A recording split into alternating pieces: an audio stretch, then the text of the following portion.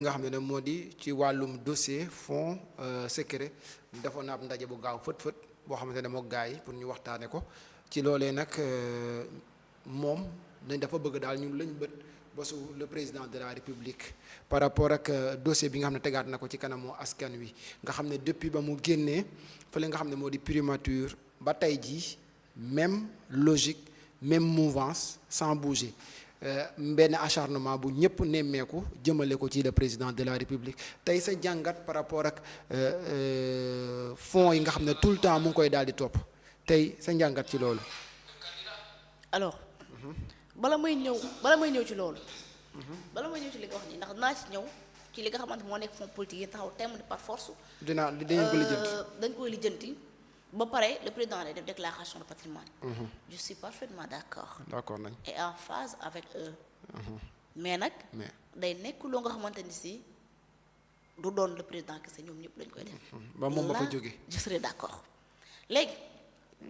dama lay tegal benn vidéo boo xamante ni si. yaakaar naa cette vidéo ça date du 29 juin.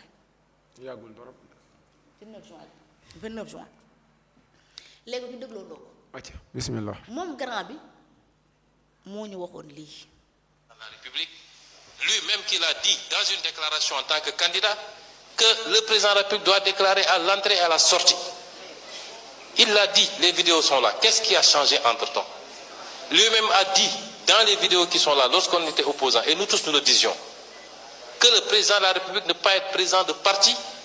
parce que quand on l'attaque en tant que président de parti, on invoque son statut de président de la République. Qu'est-ce qui a pu changer? Qu'est-ce qui est arrivé à notre petit frère et président de la République, Bassirou Diomaye Diakhar Faye? Qu'est-ce qui lui est arrivé? En quoi cela peut gêner? Nous, on déclare à l'entrée et à la sortie. Moi, j'ai déclaré en tant que Premier ministre. J'ai 3 mois pour déclarer à la sortie. Et je vais déclarer la semaine prochaine. Là, c'est important. La semaine prochaine. Est-ce qu'il l'a fait? Là, c'est important. baal ma arrêté vidéo bi ñu dégluwaat ko. C'était le 29 juin moo waxoon ni la semaine prochaine. Nous, on déclare à l'entrée et à la sortie. Moi, j'ai déclaré en tant que Premier ministre. J'ai 3 mois pour déclarer à la sortie. Et je vais déclarer la semaine prochaine. Pourquoi le président de la République ne déclarerait pas à l'entrée et à la sortie? Quel est le problème? Cette constitution, cette réforme est l'une des plus consolidantes. L'une qui nous permet de faire des pas de géant dans le perfectionnement de la démocratie sénégalaise, dans la transparence dans la gestion publique. En quoi est-ce qu'on peut avoir peur de cette réforme? Pourquoi? Voilà. Ça peut gêner. léegi nag. lii mooy dëgg. mais le président deful déclaration. moom nee na woon en tant que premier ministre def na sa déclaration de patrimoine. nee na amoon na 3 mois tamit pour defaat beneen autre déclaration buy génn. léegi moom nee na semaine prochaine. day def ta déclaration de patrimoine. sëñ bi yow tam nee nga sànq président vidéo waa yaa ngi fa waaye tamit vidéo yaa ngi fi ndax yaa ko waxoon ni da nga ko def semaine prochaine vidéo bi depuis le 29 juin la woon ba léegi. mais est-ce que defu ko te waxu ko. waaw depuis le 29 juin la woon ba léegi. mais est-ce que deful te waxul. mais defu ko. gisaguñ ko mu def ko. te waxoon nañu tamit dina ko def kon yow tam ñu ngi lay xaar sëñ bi nga def li nga xamante ni si moom moo nekk sa déclaration de patrimoine. beneen bi ci des Abdallah. excuse-moi ma déjà ci wax beneen bi ci des mooy que ni yaakaar naa moom ñu ngi ko dàkkoon juin juillet août non ñu ngi ko dàkkoon mai si je me trompe pas. juin juillet août 22 mai lañ ko dàkkoon si je me trompe pas 22 août moo war a nekk tombante juste 3 mois. pour ci boppam. moom moo am 3 mois pour def li nga xam ne moo nekk sa déclaration de patrimoine. beneen bi des je vous rappelle que ni moom moo ñu wax moom mii yaakaar naa beneen bi des ci li nga xamante ni si moom moo ñu waxoon ni dina def li nga xam ne moo nekk sa dinañ publier sa déclaration de patrimoine bi muy nekk ci opposition bi waxoon nañ dina def déclaration de patrimoine publier ko ñëpp gis ba léegi nii gisaguñ ko. te loolu vidéo yaa ngi fi tamit sëñ bi beneen bi des moom moo ñu waxoon ni dina def bilan bi mu def. ci primature 2 ans à la primature dina def le bilan des 2 ans à la primature ba léegi nii sëñ bi ñu ngi xaar defugoo li nga xamante ni moo nekk sa bilan à la primature léegi nag c'était en juin nga ni une semaine après ça fait presque 2 mois sëñ bi defagoo li nga xamante ni moom moo nekk sa déclaration patrimoine lii nag mooy wane ni lim ñu waxoon ci rapport yi ak foofu bi mu naan ni rapport baa ngi nii pré-rapport baa ngi nii sur le cas de Mame Mbaye Niang ni dès demain sama avocat dinañ saisir la justice ba biig ci suba sànq ñu ngoon déggaguñu benn yoon fu mu defee waaw ak ay fan yu néew tàmm na ko loolu moom c'est son jour favori ay fan yu néew ci ay fan yu néew sama ay avocat dinañ saisir la justice ba sànq ñu ngoon biig ci suba déggaguñu foo nga xamante ni si ay avocat am saisir nañ la justice ci li nga xamante ni si moom moo nekk rapport yi pare rapport yi mu ngi sama kaw table yor naa ko numéro compte bancaire bi yor 94 milliards yor naa ko ba léegi nii gisaguñu 1000 milliards de campagne compte 1000 milliards yi xam naa compte bi mu ngi ak ñun jox leen majorité assemblée El Malick am fi ba dee njaay yaaram toog mu ne ñu 1000 milliards yooyu noonu lu am la te bala ngeen di xam ne lu am la jox leen ñu assemblée nationale ba ñu installé autour du juge jox nañ leen assemblée avec une majorité mécanique écrasante des mécaniciens qui sont que là pour dépanner ñu jox leen majorité assemblée ngeen di gérer jox leen mairie bi local jox leen lépp ba léegi ni vous êtes dans l'incapacité pour trouver les 1000 milliards ci compte boobu après yéen ngeen ni après vous après c'est eux ñoom ñoo dikkaat ñu ne ñu le président dafa war a def déclaration de patrimoine par A par B daf ko war a def à l'entrée et à la sortie pourtant le président def na déclaration de patrimoine à l'entrée ko ñëpp gis nañ ko léegi nag à la sortie bi ñoom gis nga c'est ça c'est le danger de la manipulation de Pastef gis nga ces gens là Abdallah ils ont l'art de manipuler ñoom manipulation day mel ni dañ ko jël rek baal ko naan toog ci ñii c'est des amateurs gis nga bi loolu bi loolu xewee manipulation bi ñu duggal ci biir mooy que ñoom dañoo gëmlu Sénégalais ñu ni ñun dañoo waxantoon ak président ni ko dangay def déclaration de patrimoine à l'entrée et à la sortie mais président dafa lànk bañ koo def ñu ni ñoom dañoo waxante woon ak président ni ko dangay def doo diriger li nga xamante ni moo nekk ab parti politique ñoom ñëpp ñoo ko prom ñoom ñëpp ñoo ko waxante woon loolu on est d'accord mais nag président ginnaaw moom moo sañ a toog bind décret la bind mën nañu le premier ministre day dem defi sa déclaration de politique générale le 13 xëy le 12 mu tas assemblée ndegam moom moo sañ a def loolu ginnaaw ndegam moo sañ a def loolu bi muy wutee waag bi muy nekk opposition ni bu ma toogee du ma nekk président duñu suñu parti ku ci nekk doo nekk président doo président warta nekk président de parti politique ginnaaw kooku moo def loolu su defaatee lii aussi duñu bett 6 mooy 9 boo ci ëlbati mu dem ñoom ñaar yëm kiif dara wutalewu leen Sonko ak Diomaye ñoom ñaar benn lañu ba fi ma toog nii parce que ku ci nekk ci ñoom li nga wàcc woon lekkaan nga ko lii mooy dëgg je suis désolé de le dire je ne prends pas la défense de personne ici léegi leen li ci des Abdallah ñu ni ñu ñoom ñii ñu gëmloo Sénégalais ñu ni ñu dañu wax président ni ko dafa déclaration de patrimoine président la alors mbir mi demul noonu xam nga nan la demee ñoom dañoo wax président ni ko da ngay def sa déclaration de patrimoine à l'entrée et à la sortie président di leen waaw d'accord naa comme d'accord naa nag léegi mbir mi du nga ko yemale ci man donc du nga ko yemale ci ñëpp. est-ce que nekkul laaxaale bi mooy problème bi. léegi nag laaxaale bi mooy problème bi te boole gi mu leen ci boole ñoom ñii moo tax ñoom ñu taxaw lànk bëgg a gëmloo Sénégal ni président naa lànk fekk président lànkul ñoom ñoo lànk ba kandaare ba tëdd ci nag ba du ku leen lànkale ñoom ñoo bañ ni ñun li ñu yor ak li ñu am kenn du ko lëñ bët kenn du ko xool kenn du ko teg ay bët te kenn ni mu ko la ko tudd ñu daal sa kaw mais président yow li nga yor faaw ñun ci xujj suñu ay gët force génne ko wax Sénégal yi da ngay def alors que loolu demul noonu léegi nag li war a am ak li Sénégalais war a xam mooy que ni li Sénégalais war a xam mooy que déclaration de patrimoine bi que soit mu nekk le président que soit mu nekk le premier ministre que soit mu nekk les ministres que soit mu nekk les DG que soit mu nekk ñoom da leen a dénk dara ci biir fonction publique mu nekk l'argent du contribuable nga xam ne alalu askan bi leen dénk ñooñu dañoo war a def déclaration de patrimoine léegi nag bu ko ñëpp waree def moom da ciy bokk ak ñenn ci ay ñoñam te comme xam nañ ni fii bari na ay scandale ñuy tudd yom ñu ngi ko tudd ko ruuma daal dëgg la wala dëgg je ne saurais dire justice moo déterminé ndax loolu am na wala amut ñu ko tudd les gens là sont peur ñu dévoiler li nga xamante moom la ñu am ak moom la ñu yor diggante ñaar at yu ne toog moo tax ñun ci riit seen tànk ne loolu kenn du ko tudd lii moo am ci mbir mi léegi nag bu ñu ñëwee ci li nga xamante ni moom moo nekk fonds commun yi waa léegi man je m'adresse aux Sénégalais nit ki nga xamante ni moom moo toog mu ni leen ku ñimee ni premier ministre Ousmane Sonko am na fonds commun na ko wax ba sax menacé ay nit da leen di tëj ci biir kaso bi mu yor fonds politique Abdourahmane Diouf mu ne ñu fonds politique yi le gars mi ngi ko doon am chaque 3 mois 1,770 millions de francs CFA 19 millions par jour boo ko xaymaa mu nekk 14 milliards 7 milliards par an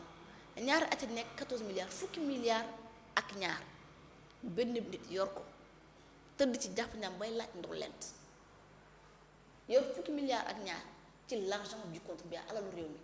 koppar boo xamante ni si ñenn ci député yi nee nañu kenn autorisé wu ko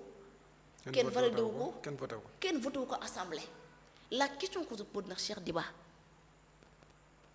naka la ñu def ba verteel grand bi ba versel grand bi 1 milliard 714 milliards ci ñaari at yi te jaarul assemblée kenn autorisé wu ko kenn validé wu ko kenn gëstu ko te kenn laaju ko fu mu koy dugal man je pense que cette question là ñu ngi koy laaj Cheikh Diba moo tam du tontu te Cheikh Diba tàmm na heure bu ñu ko posé ay question écrite du tontu day bàyyi mu sedd kon loolu tamit ñu ngi ko koy laaj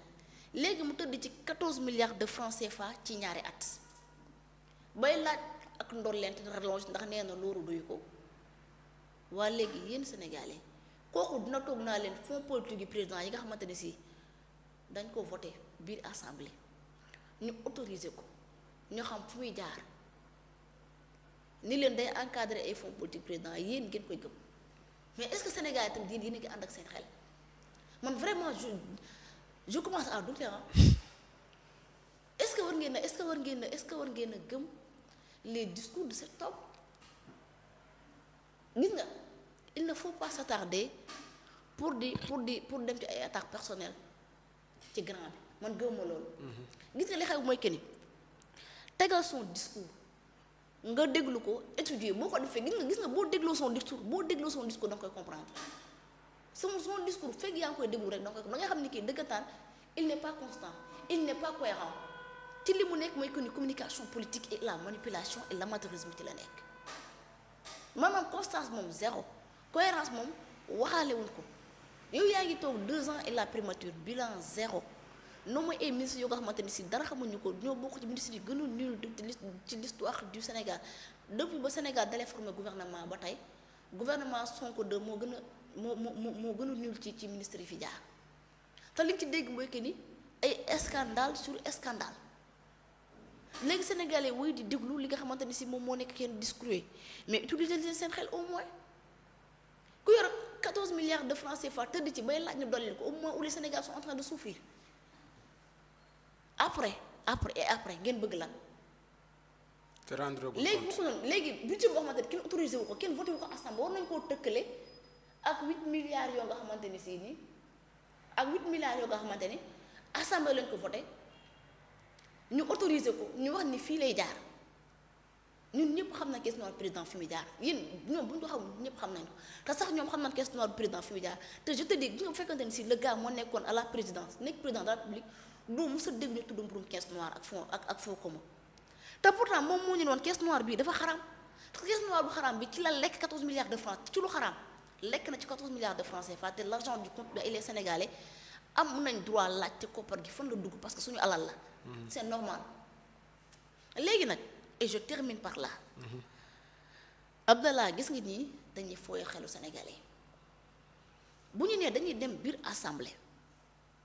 pour ni dañ fay dugal ay proposition de loi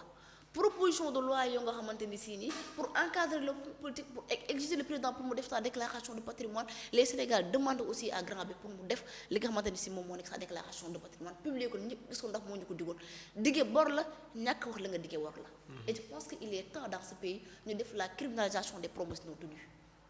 il est temps et c'est le moment ou jamais vu que ne am ngeen li nga xam ne moo nekk majorité écrasante à l'Assemblée nationale lépp lu ngeen bëgg a def mën ngeen ko def beneen bi des man de pense que ñii te gis nga lii di xew Abdallah bu ñu moytuwul mën na ubbi li nga xamante ne si moom moo nekk benn crise institutionnelle lii c'est le début des hostilités entre l'exécutif et le parlement parce que man je pense que war nañoo am yeneen urgence man li ma gëm mooy que les urgences sont ailleurs et le Sénégal mérite mieux que ces débats stériles yi nga xamante ni c'est un non-événement man bu ñu demee bay convoquer le bureau de l'Assemblée nationale en urgence ba naan dañuy ubbi session extraordinaire le 10 août man je pense que vraiment waroon nañ mu am beneen urgence bu gën a taxaw bu naan dañuy encadrer ay yu ñàkk fayda naan ay fonds politique ak li nga xamante ne si moom moo nekk ay encadrement loolu lépp ngeen leen jëmale ko ci président waaye léegi les Sénégal dans tout ça waaye léegi lu tax wax ma Pastef ba ñu toogee ba tey biir assemblée est-ce que ñoom voté nañu loi bu am te bu jëriñ Sénégal la mais amul Abdallah boo ko gisee wax ma ko s'il te plaît ngir yàlla nee ma loi bi parce que voté na ko mu jëriñ Sénégal daa jàllul sax loi bu ñu proposé du jàll ku gis loi bu parce que voté ngir njariñu Sénégal wax ma ko lépp la ñu voté pour njariñu un seul homme politique ils sont à la solde du petit prince yéen topp leen Sénégal nit ngeen di topp kuy topp nit nag kooku kenn mënu lu ko dara loolu kenn mënu ci moom dara léegi nag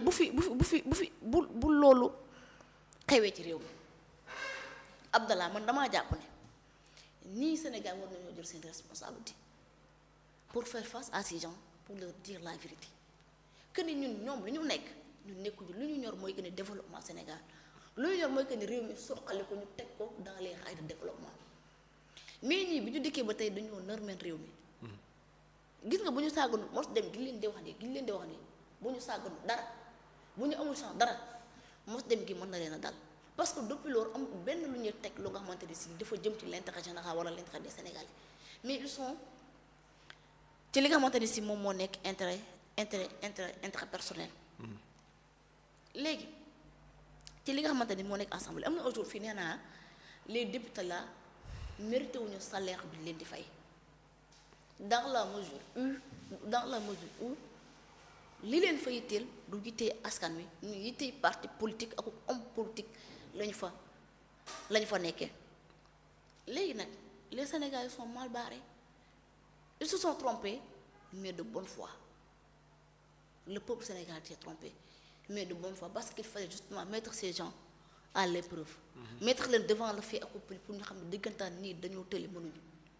ñàkk gi bu ñàkk man nag moo tax lu ne dinañ ci dugg man je pense bu ngeen demee bay ubbi ab section extraordinaire biir assemblée waroon ngeen a mën a am ngor fulla ak fayda bu doy ni da ngeen di abburo ca li nga xamante ni si moo nekk la loi d'amnistie parce que lii ci leen mën a def dëggantaan ngir justice soit faite lépp leer une bonne fois pour toutes et là je termine bu ñu waxee li nga xamante ni moo nekk ouverture d'une enquête parlementaire ci li ngeen ko war a njëkkee mooy 37 milliards ASER yi coowal ONAS ak 8 milliards yi Bakel yi nga xamante ni ñu koy wax ak 5 milliards yi nga xamante dañ ngeen koo jël jox ko des casseurs des pilleurs et des destructeurs de biens publics lii mooy dëgg mais lépp lu ngeen def biir assemblée lu dul lii ci ay caaxaan ak tappale ci ngeen ko teg abroger loi d'amnistie bi urgence la pour le moment ubbi li nga xamante ni si moo nekk enquête parlementaire pour les 37 milliards ASER l'affaire ONAS 8 milliards yi Bakel ak 5 milliards yu jox les casseurs et les pilleurs de biens publics loolu tamit man je pense que urgence la au lieu de ñu tympaniser ak li nga xamante ni si moom moo nekk ay fonds politique fonds commun d'autant plus que yow yaa ngi tëdd ci say fonds politique ak say caisse noire waaye les caisse noire lan moo tax nangu ñoo tudd caisse noire bu assemblée te pourtant moom moo fi toogoon doon kaas 500 millions yoo nga 500 millions doon kaas moom mu ngi 1 milliard 700 te am na ñuy wax ni assemblée am na caisse noire bu toll ci 2 milliards wala lu ko ëpp am na ñu koy wax am na ñu ne assemblée am na dinaa ko gëstu ci loolu parce que exactement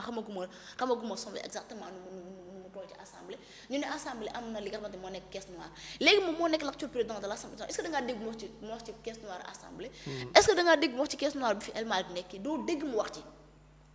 c'est parce que moom moo koy utiliser moo ci dund moo tax doo mosoo dégg mu wax ni man assemblée am na caisse noire bu toll nii te pourtant moo toogoon doon ŋàññi 500 millions yoo nga xamante ni si jamono boobu moom la assemblée doon am waaye léegi ku sañ a ŋàññi 500 millions assemblée da ngay nekk ci opposition bi nga toog primature di am 14 milliards de francs CFA saw ñooñ toog biir assemblée di amaat ay milliards ci li nga xamante moo nekk ay caisse noire yow nga toogaat ci même. foofu biir assemblée bu di amaat ay milliards ci ay fonds politiques ba pare ne ci riche sa temps nangu ko man wax dëgg yàlla vraiment les Sénégalais. bu assemblée nationale c'est 22 milliards virgule 3 millions. par an. waaw moom lañ bind. fonds politique pour l'exercice waaw de ce 2026 bi. pour année bi pour 5 ans yëpp. waaw 22 milliards moo nekk 22 milliards. 22 milliards virgule 3 millions. 22 milliards. virgule 3 millions. kese. ci fonds commun. waaw pour 5 ans yi moo nekk mandat bi yëpp. waaw kon mu ngi noonu. waaw. léegi yaakaar naa kon il paraît kon 5 milliards la par an si je me trompe pas. yaakaar naa noonu lay demee. waa léegi yow loolu lijjanti woo ko nga da nga lijjanti ay fonds politique yu président yu assemblée j'espère que dañu ko voté. waaw yu assemblée dañu ko voté. waa léegi kon da ngay encadré bi ngay encadré waa ji boo amee fitu encadré fonds politique yu président da nga war a am fitu encadré waa de fonds politique yu primature am fitu encadré fonds politique yi nga xamante ne si moom moo nekk yu président lii pour te dire que justement le gars boppam moo ko ñor mais Sénégal ñoru ko. di la jaajëfal ñu daal di jeexale li nga xam ne moo di suñu dernier élément on va parler ci